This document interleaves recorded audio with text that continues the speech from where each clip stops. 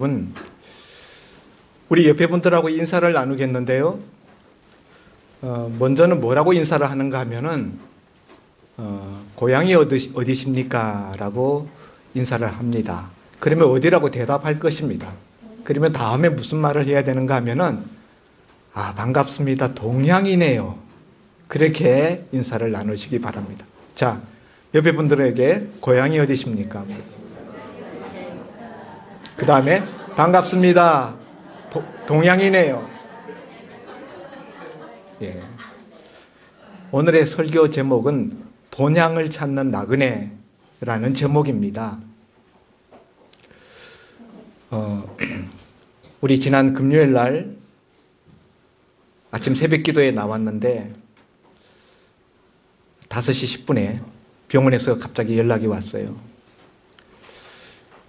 밤새 어머니 곁을 지키던 우리 양원숙 권사가 어머니 맥박이 전혀 뛰지 않는다고, 맥박이 안 잡힌다고, 빨리 좀 와보라고 새벽기도 강단에 서기 위해서 준비하고 있다가 갑자기 제가 병원으로 달려갔습니다. 그날 세상을 뜨는 줄 알고 온 식구가 다 모여서 임종실로 어머니를 모시고 가서 시간을 기다렸는데 그 당시 이미 링거를 꼽았음에도 불구하고 소변이 전혀 나오지 않는 상태였어요. 그런데 어머니가 그날 세상 뜨는 줄 알았는데 아직까지도 지금 버티고 계십니다. 아마도 제가 생각할 때는 아들 목사가 주일 예배를 잘 드릴 수 있게 해주려고 그러신 것 같다는 생각을 합니다. 그날 만일 돌아가셨다면은 3일이면 오늘이 원래 발인을 해야 되는 날인데 우리 믿는 사람이니까 오늘 못하겠지요. 아마 내일로 넘어가겠죠. 그러나 아마도 제가 정신이 없었을 겁니다. 오늘 강단에 설 때. 근데 어머니가 지금 나흘째 소변이 한 줄기도 나오지 않는데도 불구하고 링거가 들어가서 온몸에 충충 차서 몸이 이렇게 부풀어 오르고 있습니다. 그런데도 불구하고 아직도 어머니께서 시간을 참아주고 계신다라는 생각을 하면서 우리 착한 어머니 마지막에 가실 때도 참 착하게 하시는구나, 그런 생각을 아침에 했습니다.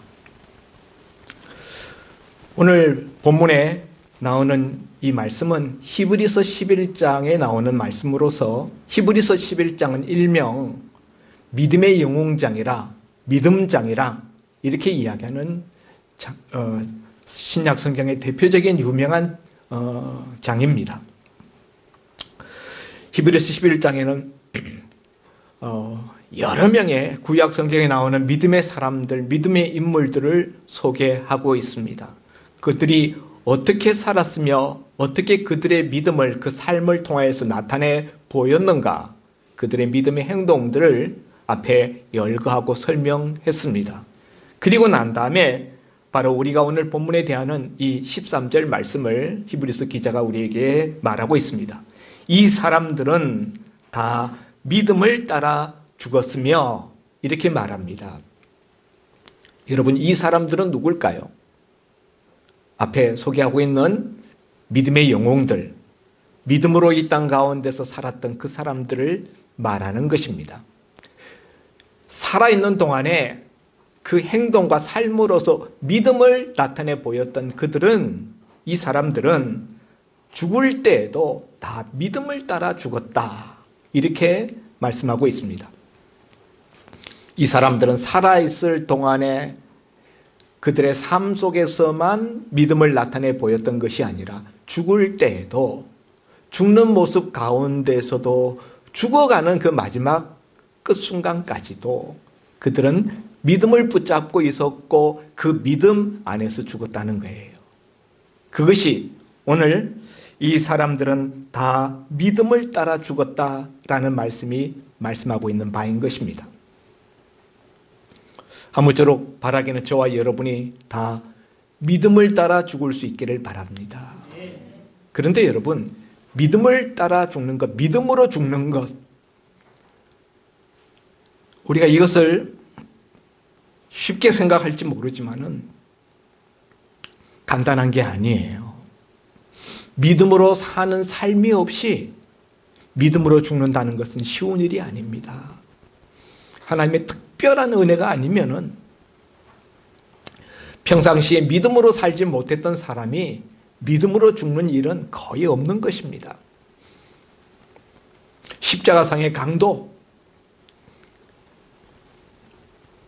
그는 예수님 곁에서 같이 죽어가면서 특별한 은혜를 얻은 예외적인 경우일 뿐 일반적인 경우라고 할 수 없는 것입니다. 오늘 이 히브리서 11장에 나오는 믿음의 영웅들이 믿음을 따라 죽을 수 있었던 것은 그들이 삶에서 평상시에 믿음을 따라 살았기 때문이었습니다. 그러므로 여러분, 우리가 평상시의 삶에서 믿음으로 사는 삶을 우리가 날마다 훈련하고 우리가 채찍질해야 될 줄 믿습니다. 그러면 여러분, 우리가 믿음으로 살 뿐만 아니라 믿음으로 죽는 자들이 우리가 되기를 원하는 바인데 어떻게 해야 되느냐? 또 어떤 모습이 믿음으로 죽는 모습인가 하는 것을 본문이 말씀해 주고 있습니다.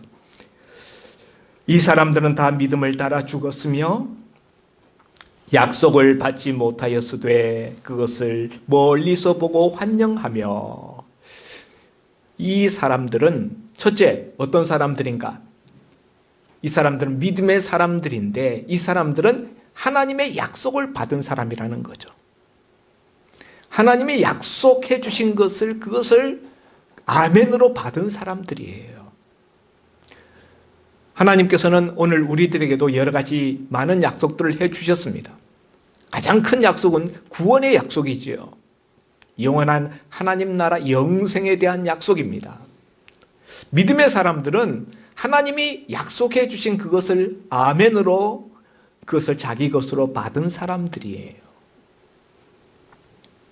그런데 약속을 받지 못하였다 이렇게 말합니다. 아니, 목사님은 약속을 받았다고 하는데 이 사람들은 약속을 받지 못했다는 것은 무슨 말입니까? 반문할 수 있어요. 이 말은 하나님이 약속해 주신 것을 이 땅에 사는 동안에 현실로서 다 성취되는 것을 받지는 못했다라는 뜻이에요. 하나님의 약속을 받았지만은 이 세상 삶 가운데서 다 이루어지는 것을 경험하지는 못했다라는 거예요. 그렇지만은 약속을 다 받지 못하였지만은 그것을 멀리서 바라보고 환영했다. 대표적인 사람이 아브라함입니다. 요 앞에 보면은 아브라함에 대한 이야기가 나와요. 예. 보면은 16, 18절에 믿음으로 아브라함은 부르심을 받았을 때 순종하여 장래의 유업으로 받을 땅에 나아갈새 갈 바를 알지 못하고 나아갔으며 믿음으로 그가 이방의 땅에 있는 것 같이 약속의 땅에 거류하여 동일한 약속을 유업으로 함께 받은 이삭 및 야곱과 더불어 장막에 거하였다. 여기 아브라함은 약속을 받은 자라고 말씀합니다. 그 아들 이삭도 약속을 받은 자라고. 이렇게 믿음의 사람들은 하나님께 약속을 받은 사람들이었습니다. 아브라함은 하나님께로부터 두 가지 약속을 받았어요. 첫째는 땅에 대한 약속을 받았어요. 아브라함아, 너 일어나서 동서남북 사방을 다녀보라. 동서남북 사방을 바라보라. 내 눈에 보이는 모든 땅이 너와 내 자손에게 주어질 땅이다. 내가 이 땅을 너와 내 후손에게 주겠다. 이렇게 하나님이 그 동서남북 사방의 땅을, 가나안 사방 땅을 아브라함에게 약속으로 주셨어요. 그런데 아브라함이 사라 생전에 받은 땅은, 실제로 그가 누린 땅은 그 아내 사라가 죽었을 때에 사라의 시신을 안장할 묘지, 막벨라 동굴 달랑 그거 하나밖에 없었어요. 그 작은 땅, 아내의 시신을 매장할 매장지 그거 하나, 아브라함이 실제적으로 자기 소유로 가질 수 있었던 땅은 그 작은 땅에 불과했다는 것입니다. 또 하나님께로부터 받았던 약속, 두 번째 약속은 자손 후손에 대한 약속입니다. 아브라함을 데리고 나가서 내 자손이 땅에 티끌같이 바닷가에 모래알같이 많게 하겠다. 또한 밤중에 그를 이끌고 장막 밖으로 데리고 나가서 하늘을 쳐다보라. 내 자손이 하늘의 뭇별과 같이 많겠다. 엄청난 그 후손들을 하나님이 약속하셨지만은 실제로 아브라함이 낳은 아들은 이삭 아들 하나 달랑 이삭밖에 없었어요. 그러면 여러분 뭡니까? 오늘 본문에 말씀하는 대로 약속을 받았지만은 그 살아생전의 당대에는 그 약속을 다 받지는 못했다는 거예요. 그 약속의 지극히 작은 일부분만 그 삶 속에서 그가 받고 체험하고 누렸다는 것입니다. 그렇지만은 그렇다고 해서 하나님의 약속을 부인하거나 의심하거나 하지 아니하고 그것들을 멀리서 보고 환영했다. 아직 그 약속들이 다 이루어지기에는 아직도 너무 먼 거리에 있습니다. 먼 시간들이 지나야만 완전히 완성될 약속들입니다. 그렇지만은 먼 발치에서 멀리서 그 하나님의 약속을 바라보면서도 그 마음에 환영하고 기뻐했다는 거예요. 성도 여러분, 하나님이 우리에게 주신 여러 가지 약속들도 마찬가지입니다. 구원의 약속, 우리에게 일부 이루어지고 있습니다만은 최종적인 완성은 아직 우리가 경험하고 있지 못한 것입니다. 하나님 나라에 가게 되는 그때 우리가 완전히 누리게 될 것입니다. 그렇지만은 믿음의 사람들은 이미 우리에게 주어진 그 약속을 붙들고 그 약속을 가지고 우리는 기뻐하고 환영하는 것입니다. 그리고 그 약속이 온전히 이루어질 것을 믿어 의심치 않는 것입니다. 아멘입니까? 두 번째로 보니까 또 땅에서는 외국인과 나그네임을 증명하였으니, 땅이라는 것은 바로 이 세상을 말하는 거예요. 이 세상에서 믿음을 따라 죽었던 사람들은 어떤 자세로 살았는가? 어떤 사고방식으로 살았는가? 자신들을 이 땅에서는 나그네요, 외국인처럼 생각하면서 살았다는 거예요. 여러분, 이 나그네라는 말, 영어로 필그림이죠. 순례자라는 뜻이에요. 순례길을 가는 사람들 있죠. 제일 대표적인 우리 순례 여정을 잘 그려준 사람이 존 버년이죠. 존 버년이 쓴 철로역정, 우리가 지난달 이달의 추천 도서로 소개했었던 책이고 지금도 이제 우리 성도님들 읽고 계시는데요.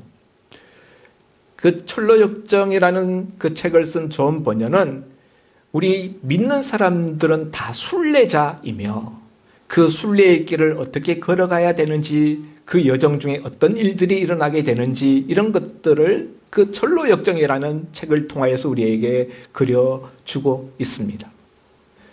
이 땅을 살아가는 우리는 순례자입니다. 믿는 사람들은 이 세상에서 이전에 우리가 살 때는 우리가 순례자가 아니었어요. 예수 믿기 전에는. 그런데 예수님을 믿고 하나님의 자녀로 우리가 거듭나는 순간에 우리는 이 세상에 대하여서 우리는 순례자로 살게 되는 길을 우리가 걷게 된다는 사실입니다. 그리고 우리는 이 땅에서 외국인처럼 살게 된다 하는 것이죠.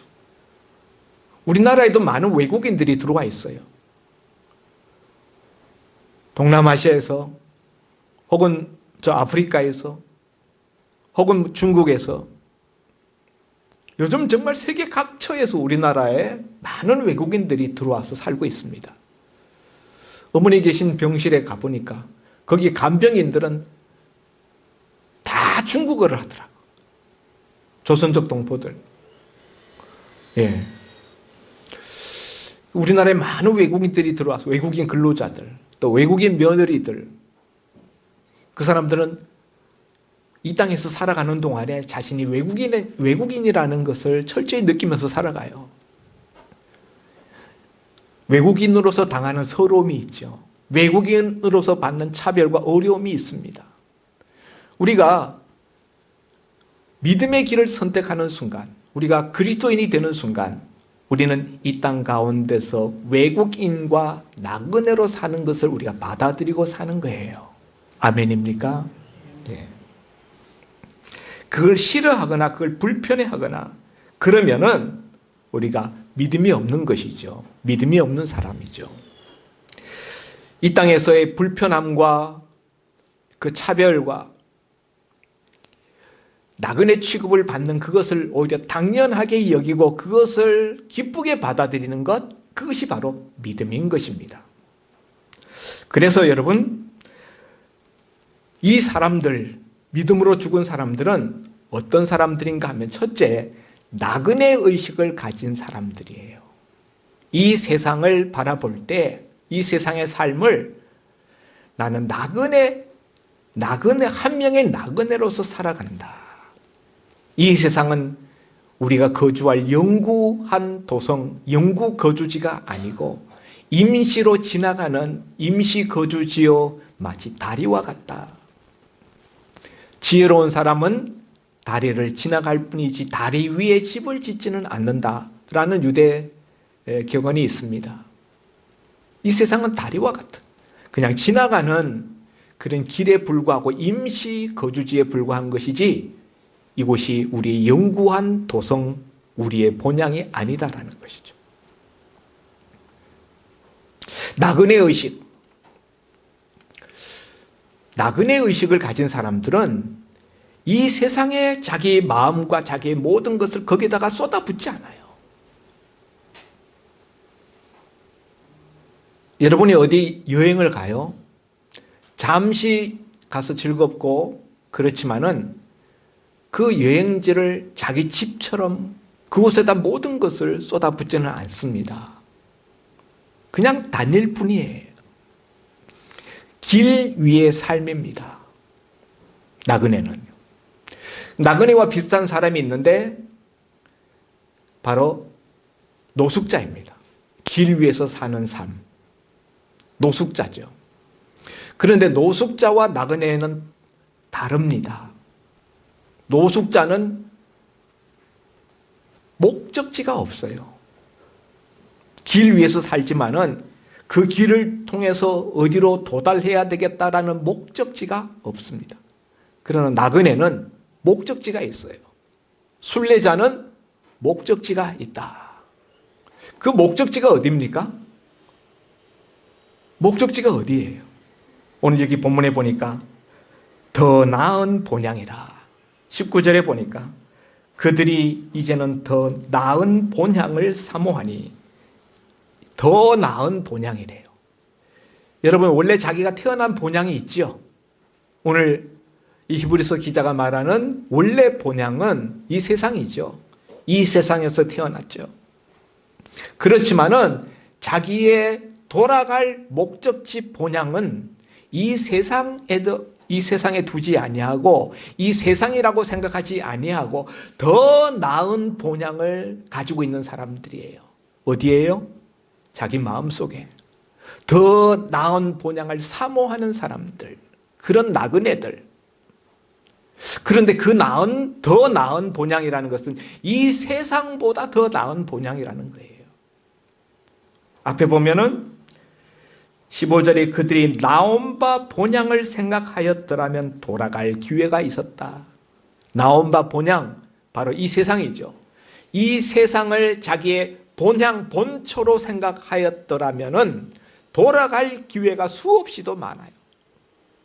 과거에도 많았고 지금도 많고 앞으로도 많습니다. 그렇지만 이 믿음의 사람들은 자기의 원래 본향을 본향으로 여기지 아니하고 더 나은 본향을 사모함으로 말미암아 원래 이 세상 본향으로 돌아갈 기회가 많이 있었지만은 돌아가지 않았다는 거예요.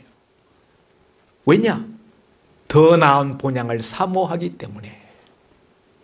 과연 그 더 나은 본향이 어디일까요? 그 나은 본향은 어디에 있습니까? 16절에 보니까 그들이 이제는 더 나은 본향을 사모하니 곧 하늘에 있는 것이라. 이 세상 본향이 아니고 이 세상 본향보다도 더 나은 본향이 있는데 그것은 하늘에 있다 그랬어요. 하늘에 있는 더 나은 본향, 그것이 어디입니까? 그것이 바로 하나님 나라이죠. 그것이 바로 천국이지요. 그것이 바로 지난 주일 우리가 시편 23편에서 나눈 내 아버지 집이죠.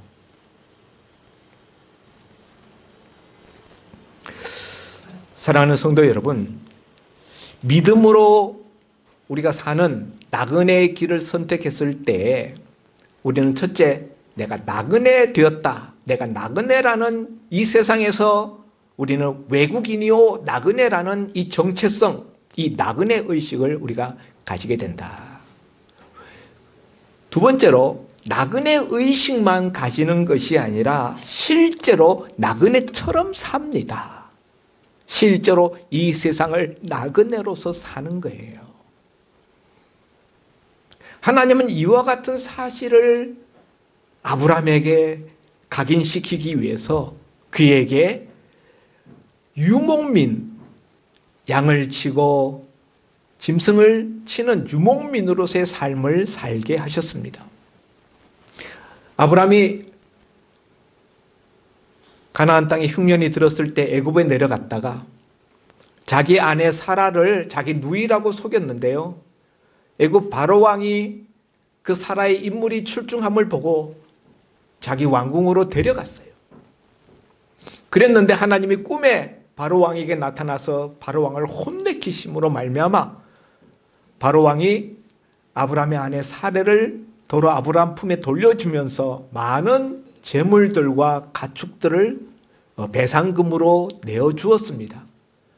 아브라함은 그전에도 재산이 있었지만 이 일로 말미암아 재산이 많이 늘어났어요. 그러면은 이렇게 많이 늘어난 재산을 가지고 가나안 땅에 돌아왔을 때에 고레등 같은 집을 짓고 살 수도 있었어요.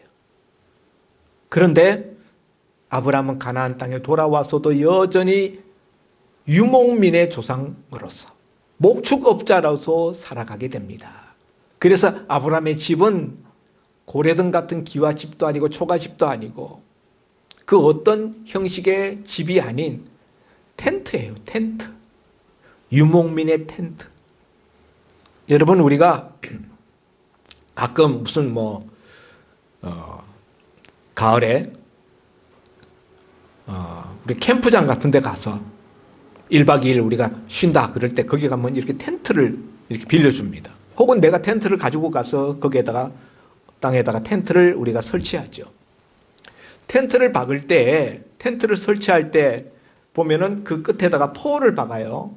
그리고 거기에다 줄을 당겨서 텐트를 팽팽하게 하고 그 안에 들어가게 됩니다. 그때 한 가지 우리가 기억해야 될 것은 텐트를 고정하기 위한 그 팩을 너무 그냥 깊이 박아버리면 안 된다는 거예요. 뺄 때 못 뺄 정도로 그냥 깊숙하게 그 텐트 팩을 땅에 묻어버리면 안 돼요. 왜냐하면은 이거 임시적으로 쓰는 거예요.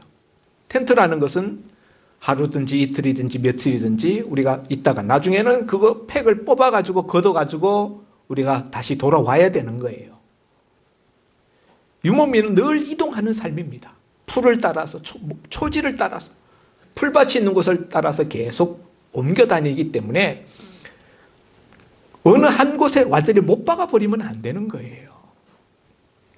그래서 하나님은 장막집을 짓고 살게 하셨어요. 이것이 그리스도인이 이 땅에서 살아가는 삶의 모습이 되어야 된다는 것입니다. 여기 너무 못 박아서 여기에 영구히 살 도성인 것처럼 여기다 완전히 집을 깊이 그냥 기초석을 해가지고 묻어버리면 인생의 집을 여기다 묻어버리면 안 된다는 거예요. 그래서 그리스도인은 나그네 의식만 가지고 사는 것이 아니라 실제로 나그네다운 삶을 삽니다. 그리고 그는 사람들에게 이 세상에서의 삶은 한갓 나그네로서의 삶일 뿐이라는 것을 입으로 말하고 증거합니다. 이것이 믿음의 사람들의 모습이에요. 그래서 오늘 여기 본문에 보니까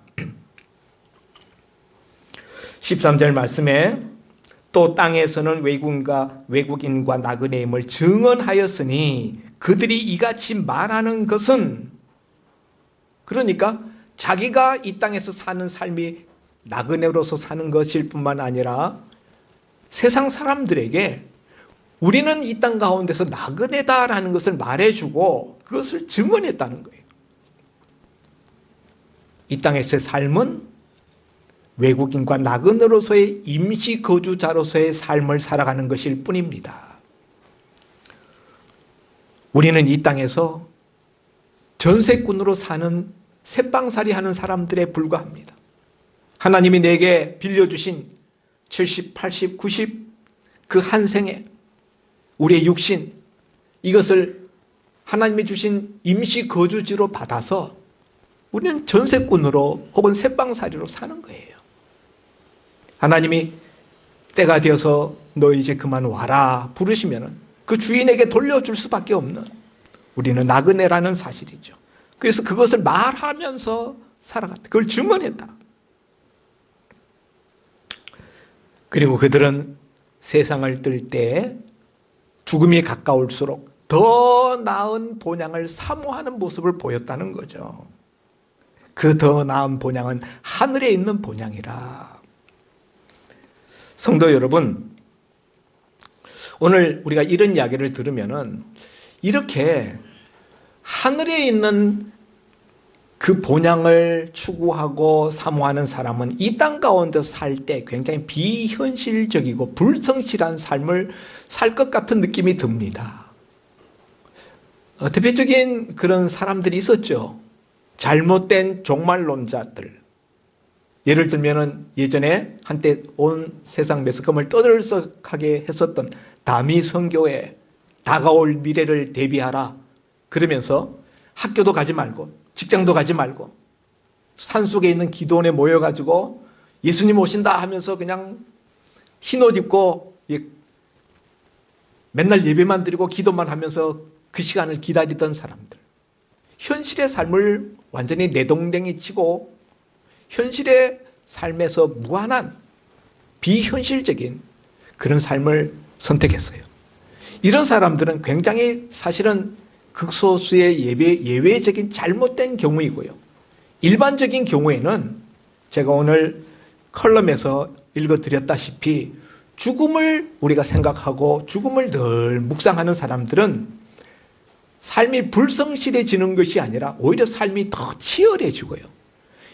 지금 살고 있는 삶이 얼마나 소중하고 귀하다는 것을 상대적으로 더 깊이 느끼기 때문에 주어진 시간과 주어진 사람들을 더 아끼고 더 사랑하고 더 치열하게 주어진 생애를 살게 되는 거예요. 그래서 천국을 생각하는 사람들이, 하나님 나라 본향을 사모하는 사람들이 이 세상을 살 때 굉장히 비현실적으로 살고 불성실하게 살 것이다 라고 생각하는 것은 착각이라는 거죠. 이에 대해서 C.S. 루이스라는 기독교 유명한 사상가는 이렇게 말했습니다.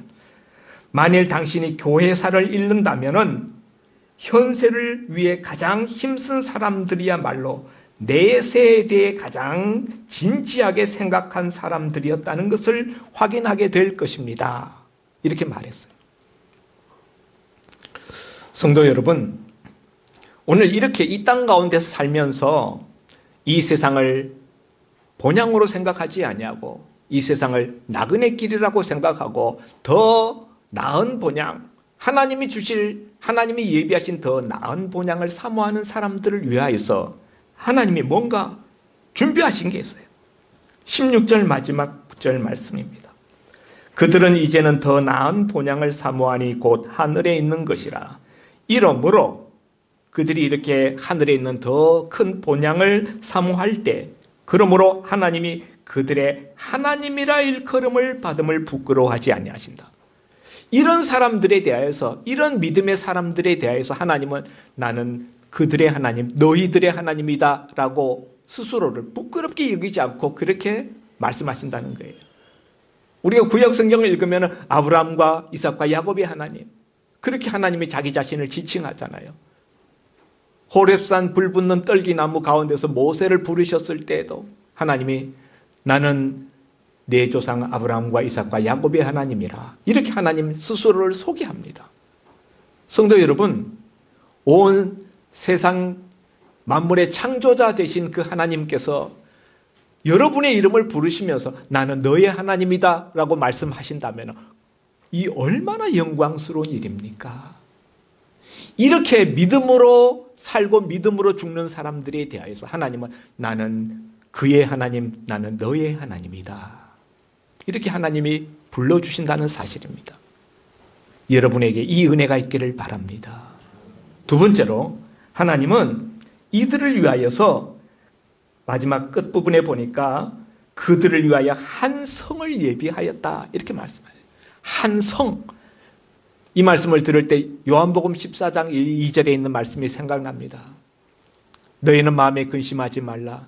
하나님을 믿으니 또 나를 믿으라. 그렇지 않으면 내가 너희에게 말하였으리라.